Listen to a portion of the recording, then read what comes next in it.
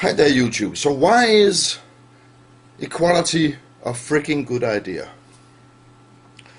Why is it a good idea not to have any people who are poor? Why is it a good idea that everybody has no problems with everyday life, for instance, no problems with healthcare, no problems with poverty, no problems with paying their rent, affording food on their table, education for themselves and their kids? Why is that a good idea if everybody has access to these things? Actually, it's fucking simple. Imagine a country with 6 million people.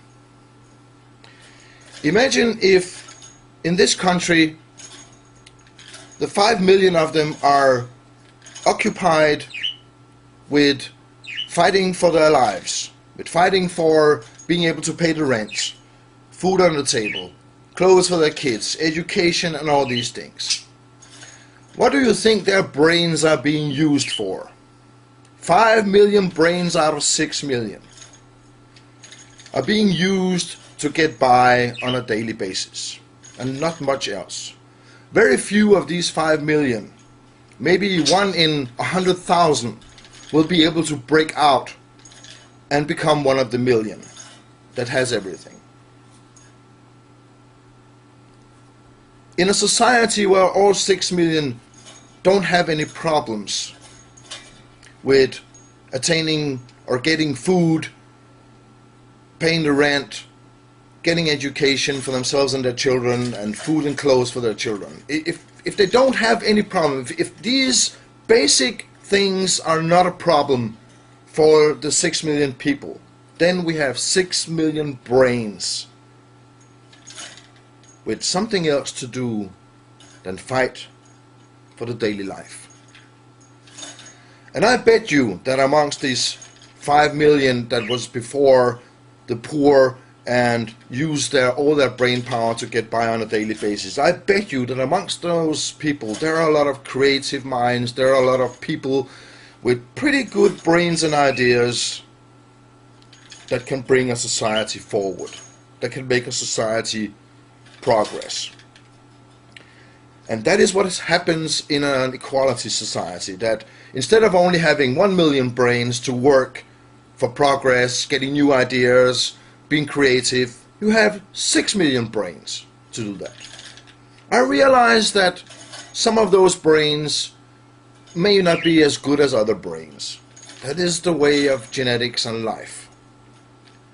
But imagine that all those 5 million who are fighting on an everyday basis, they don't contribute anything to society. They don't contribute anything to progress. But in an equal society, they have the opportunity to do so. And the funny thing is that they do. Denmark, Sweden, Norway are prime examples of how this works. When you have equality in a society, when you don't have any poor in a society, there are that many more brains working to change the world. If you have a situation where you have a society without any equality at all, shut up, Birdie. Then you have a society where only a very tiny portion of the people are working to change things. And probably maybe not even one. Because the smaller the elite is, the more they hold on to the power, the more you have status quo.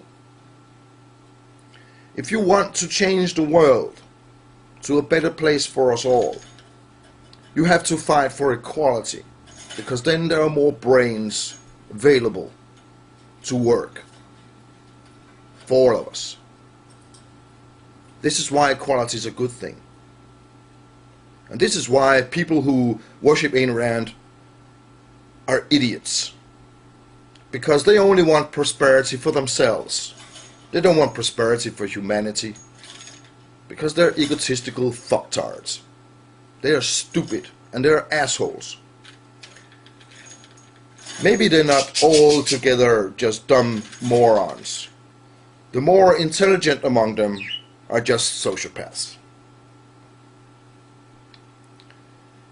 if you as a human do not in any way contribute, in any way, even if a small way, contribute to the betterment of all of humankind, then you're either A, very poor and are fighting on a day-to-day basis to just get by and survive.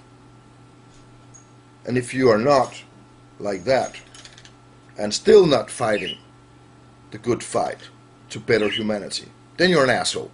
It is as fucking simple as that. So now I explained why I think equality is the thing to have. It's fucking simple, actually.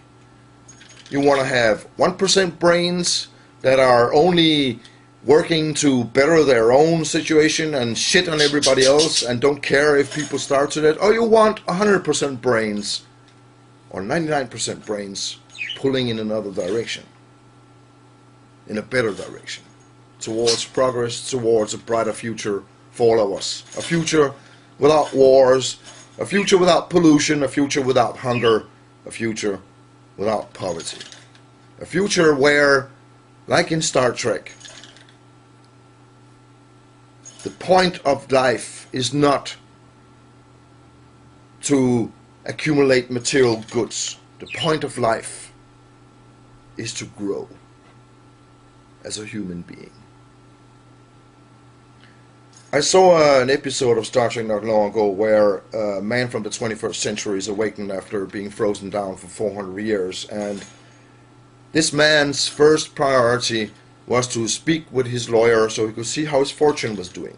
But unfortunately for him, there's no such thing as money in Star Trek. In the Star Trek universe on Earth, everybody has a replicator, and if they want a guitar, they just tell the replicator, make me a guitar, or if they want a juicy steak, they just tell the replicator to make themselves a juicy steak, and if they want a pair of boots, they tell the replicator to make them a pair of boots, and everybody has a place to live and a roof over their heads, and everybody is materially equal.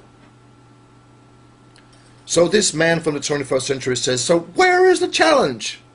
And Jean-Luc Picard says, the challenge is to grow as a human being. Peace, and don't panic.